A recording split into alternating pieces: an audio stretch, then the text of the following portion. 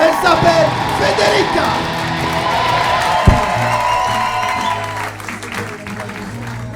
Bonsoir, ça va? Vous allez bien? Je me présente, je m'appelle Federica, je suis italienne et ça fait 5 ans que j'habite à Marseille, j'adore. Ah ouais, j'adore Marseille, mais surtout j'adore les Marseillais, ils sont trop sympas. Trop sympas.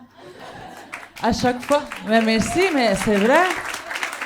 Mais à chaque fois, pour me mettre à l'aise, ils essaient de parler ma langue, c'est trop chou.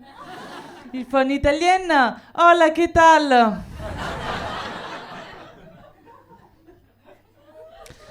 En plus, moi, je parle pas du tout arabe. Je sais pas ce qu'ils me disent. C'est compliqué, c'est compliqué.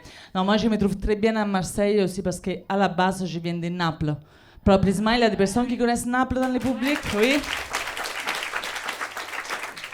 Pour ceux qui ne connaissent pas, c'est très simple. Naples est une ravissante ville du sud d'Italie, connue pour le soleil, la mer et la criminalité. Du coup, je me sens chez moi à Marseille. Ça va. Franchement, ça va, ça va. Je viens de Naples, je viens d'une famille religieuse catholique. Et du coup, à l'âge de 8 ans, j'étais envoyée au catéchisme. Ah, ça m'a marqué. Hein. Moi, de mon catéchisme, je me rappelle un concept. Jésus est partout. Jésus te regarde tout le temps. Sauf que moi, je fume la beuh. Donc, je suis là...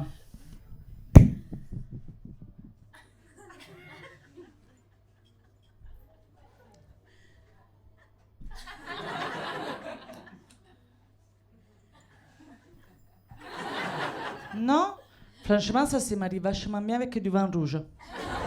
Je sais que pour toi, c'est le sang. Hein? Bon, ok. En plus, c'est les bon boulot, mec, franchement. La paix du Christ. Merci d'avoir accepté les pétards. J'ai fait la même blague à Aix l'autre soir.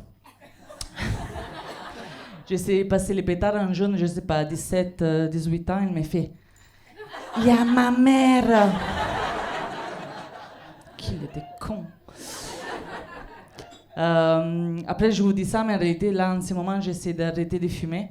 J'ai acheté ces trucs, les patchs. Mais franchement, je sais pas comment ils font les gens. Moi, j'y arrive pas. C'est impossible à rouler ces trucs. Je comprends pas. Je comprends pas comment ils font. Je vous disais, ça fait 5 ans que j'habite à Marseille et c'était pas facile d'apprendre le français. C'est une langue très complexe et en plus vous avez inventé les verlan. Simer beaucoup. Non, mais après quand on apprend une nouvelle langue, il y a les faux amis. Non, vous savez ça, les faux amis. Ah, quand je dis faux amis, j'entends pas ma collègue Julie qui ce matin au boulot m'a dit « Federica, ce que j'adore chez toi, c'est que tu es totalement libérée du regard des autres. Moi, je pourrais jamais venir au boulot habillée comme ça. » Stronza. Non, non. Les faux amis sont des mots qui sont similaires dans la langue d'origine, mais ça ne signifie pas la même chose. Et quand j'ai commencé à faire du stand-up, j'ai invité tout le monde à me voir sur scène, normal. Sauf qu'en italien, il y a un faux ami. Et du coup, pendant des mois, j'ai envoyé des textos avec écrit ce soir, à 20h30, je m'exhibe sur scène. Viens me voir. Jusqu'à ce qu'un collègue de boulot me réponde Federica avec plaisir. Par contre, on ne dit pas ça en français, ça signifie que tu te déshabilles en public. La honte. Surtout parce que moi, j'avais envoyé les mêmes textos à toute mon équipe de boulot, y compris à mon chef. Et là, je comprends pas. Je me dis, mais pourquoi personne ne m'a prévenu avant? Mais surtout, pourquoi mon chef était vraiment dans la salle? Bizarre, on est d'accord. Ouais, bizarre. Les français, c'est aussi compliqué parce qu'en français, un article peut tout changer, non? Par exemple, si je dis baiser, signifie ken. Bon, si j'ajoute un article, les baiser, ça devient non et signifie les bisous, mignon. En revanche, si je dis je vais les baiser, ça c'est un projet. Compliqué. L'autre jour, j'étais au téléphone avec le père de mon copain, mon beau-père français. Je lui dis oui, on se voit le week-end prochain, bien sûr. Allez, je vous baisse très fort. Et là, je vois la tête de mon copain. Je dis merde. J'ai oublié de baiser ta mère aussi. Dommage. Si mère beaucoup.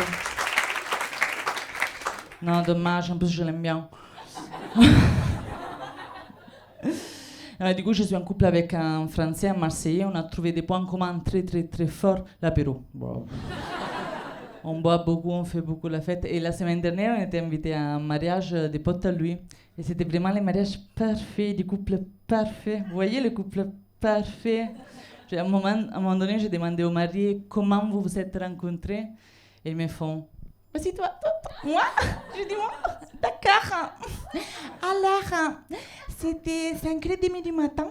Moi, j'étais sortie faire mon jogging matinal. Comme tous les matins. Et lui aussi.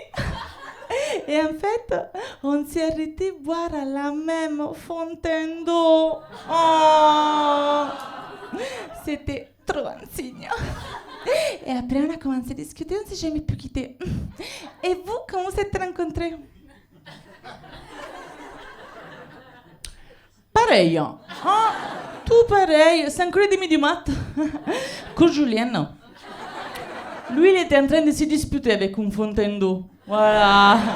Et là, c'était trop un signe que je devais intervenir parce qu'elle était en train de perdre la bagarre. Et puis, on ne s'est jamais pu quitter. Non, mais c'est vrai qu'on va assez d'accord avec mon copain. Il y a seulement une chose sur laquelle on se dispute souvent, c'est ma moto. Parce que j'ai acheté une moto à Marseille, elle est trop bien. Bref, pardon, moto, elle est trop bien. C'est Marche 125, j'adore parler de ma moto. Mais moi, j'aime bien dire que c'est vraiment une moto du sud. Parce que quand il fait froid, elle ne s'allume pas. Ouais, compliqué en hiver. Et depuis que j'ai acheté cette moto, avec mon copain, on se dispute souvent parce que lui, il n'arrête pas de faire des remarques sur ma conduite. Et c'est chiant. Voilà, c'est très chiant de conduire avec quelqu'un derrière qui n'arrête pas de faire « fais attention ici, regarde là, t'es à contresens. » Les trottoirs sont pas pour les motos. C'est rouge. Ça va. À Marseille, en moto, parfois, j'y grille quelques feux. J'essaie de m'intégrer, c'est tout. Bon, normalement, je dis rien parce que j'ai pas envie de me disputer, mais l'autre jour, j'en pouvais plus. J'ai arrêté la moto, je l'ai regardé droit dans les yeux, j'ai dit, chérie, tu sais quoi? Si t'aimes pas comme moi, je conduis, t'as qu'à conduire toi-même. Et lui, qu'est-ce qu'il fait? Eh bien, il râle, encore. Ouais, t'es folle, on ne s'arrête pas comme ça au milieu de l'autoroute.